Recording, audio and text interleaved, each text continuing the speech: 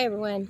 So earlier I was watching a video on narcissism because I still continue through my healing journey, even though I feel like I'm pretty progressed in my healing journey and I'm pretty educated on it by now since I grew up in a dysfunctional family and started researching long over 10 years ago about narcissism and toxic families and toxic relationships, and had my experience with a toxic ex-boyfriend and also my toxic parents, and as well as a toxic sibling. So I'm still, I believe, continuing that healing journey by watching these videos. And something triggered me earlier, and it was a video where the guy mentioned about how the narcissist doesn't really want you to have friends, or they tell you that you don't have any friends, and they are very jealous. And it is so true. It triggered me into thinking like how my mother constantly would try and remind me of things that old friends did to me in the past, and she never wanted me to make up with them. She didn't want me to forgive them. She wanted me to like hate them for some reason, and that wasn't really how my makeup works. I'm pretty forgiving, and I think that I always forgave too much basically with my parents and also the ex. And I wouldn't advise that to people. If you start to see a pattern happening where people are doing disrespectful things or rude things or abusive things, stop forgiving them. Just start thinking about yourself, and if you would do the same thing to them, how they would act to you. Would they put up with it? More than likely they wouldn't. So we have to start learning that. And I remember like she literally would keep reminding me of things that these friends did in the past when I was about to go hang out with them. I'd be like, "Oh, I'm going to go hang out with so and so tonight." Da da da da da. "Oh, you're going to hang out with her? Don't you remember?" And constantly trying to remind me of this stuff. And I would be like, "Okay, well, we're like sisters.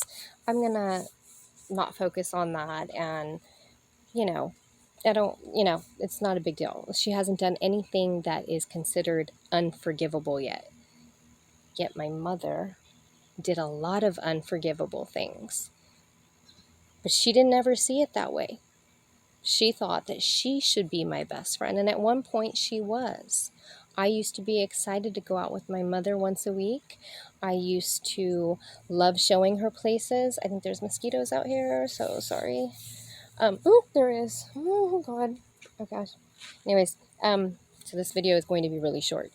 I used to think of her as a best friend, and I used to really be excited to show her places that maybe somebody else had showed me, even though I would get so much anxiety the night before and so little sleep because my body was really telling me, you don't want to be around her because it's negative, it's stressful, it's draining. All you're going to do is somehow bicker back and forth. And why do that to yourself? But it was like a vicious cycle. We are creatures of habit. So we keep going back to the ex relationship that we were comfortable in, whether it was toxic or not. Somehow we find ourselves back. A lot of us have went back and forth with these narcissists in our lives. And our parents, we want to love them and give them the benefit of the doubt that they actually really do love us. That's not love. These parents are not loving us. I'm not even sure if they really truly love the golden child, or they just need that golden child. So they need to brainwash them and keep them really, really close. And the rest of us, I'd say most of us that probably watch these narcissistic videos, we were probably the scapegoat. And we were the ones that were brainwashed to constantly do for them and also be kept close so that we can keep our mouths zipped as to the abuse that was going on in the family. And my mother never had friends growing up, and I'm on low contact with her, but the last couple years, she has basically reconnected with friends that she had not seen in over 50 years since her teens, and then thinks that these are all her best friends now, and all they do is basically text or email each other, and she sees them maybe once or twice a year, if that. And she will throw digs that she has more friends than me. I mean, everything's always a competition, even with these sorts of mothers.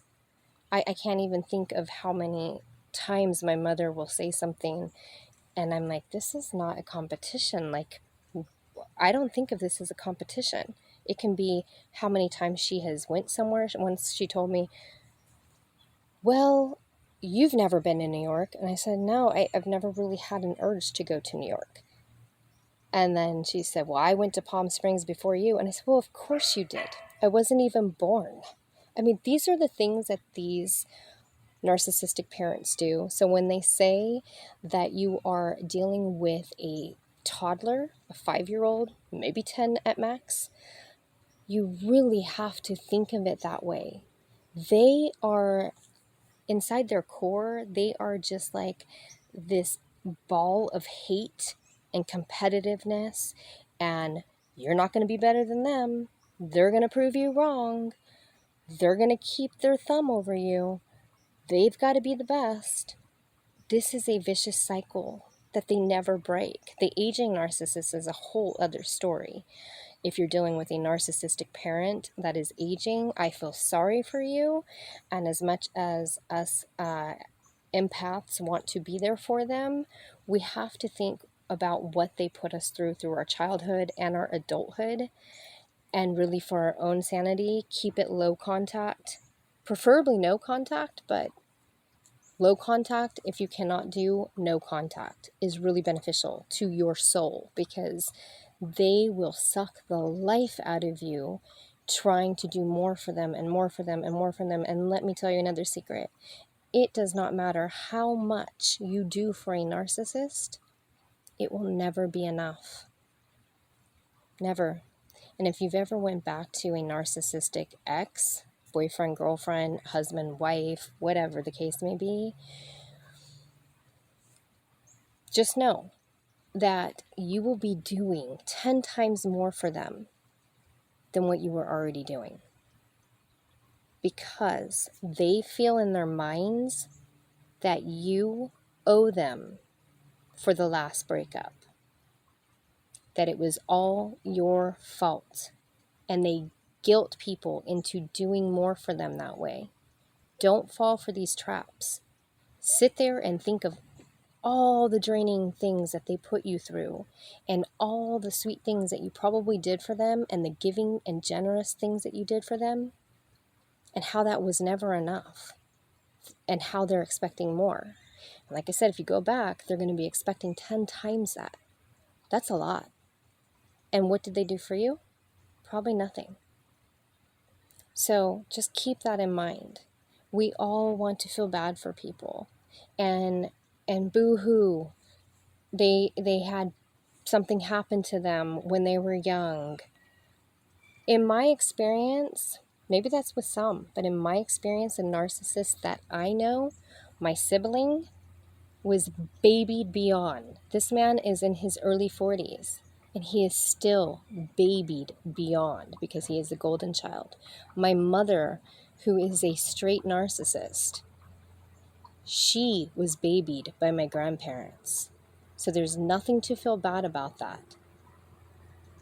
Keep that in mind. I don't know what your story is with your narcissist and how they were raised or what they went through. And if they went through abuse, I really do feel bad for that. But I personally have been through abuse as well, and I did not turn into a narcissist. Unfortunately, I'm a little too soft-hearted at times. I might have a little quick temper sometimes if somebody keeps pushing, and then, I spark, but I get over things very easily, and I'm very forgiving, and I try not to harp on the bad stuff. But I will say that I kind of seem to have fallen into the pattern of being a little too soft-hearted rather than narcissistic. But a lot of times they say that if they had a rough childhood, then they became narcissist, or they didn't receive enough love, then they became narcissist. And that might all be true, but it's not the only way they became a narcissist. A lot of times they could have been babied with way too much attention and never having the chance to grow up and be the person that they were supposed to be.